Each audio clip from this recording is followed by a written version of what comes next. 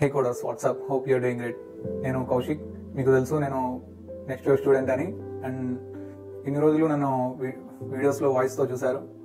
ఇప్పుడు I came in front of camera to share A news that I got placed at value labs as a software engineer.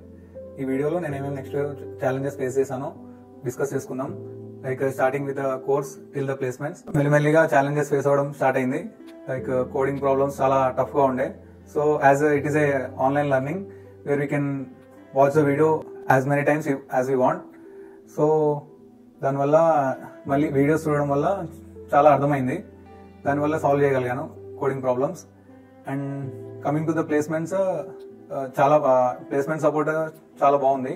Like mock interviews conduct చేశారు and interview questions also share చేశారు. దానివల్ల చాలా easy అయింది process. Like I can also be confident in real time interviews.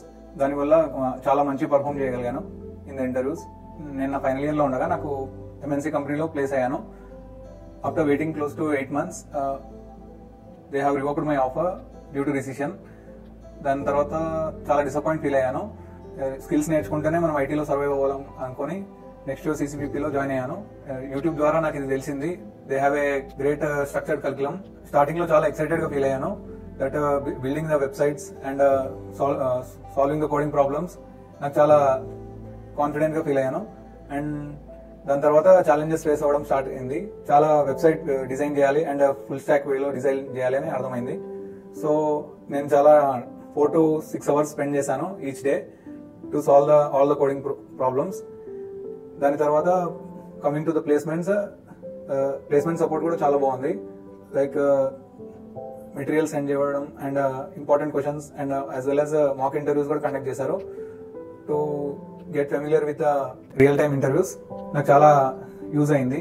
నేను job కోసం next ఇయర్లో join అయిన వాళ్ళకి ఇచ్చే ఒకటే సజెషన్, నేర్చుకోవడం మీద చాలా కాన్సన్ట్రేట్ చేయాలి.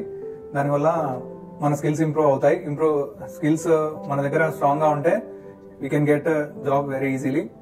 Attend as many interviews as possible. So interviews attend అవ్వడం వల్లనే మనం ఎక్కడ ల్యాక్ అవుతున్నామో మనకు అర్థమవుతుంది.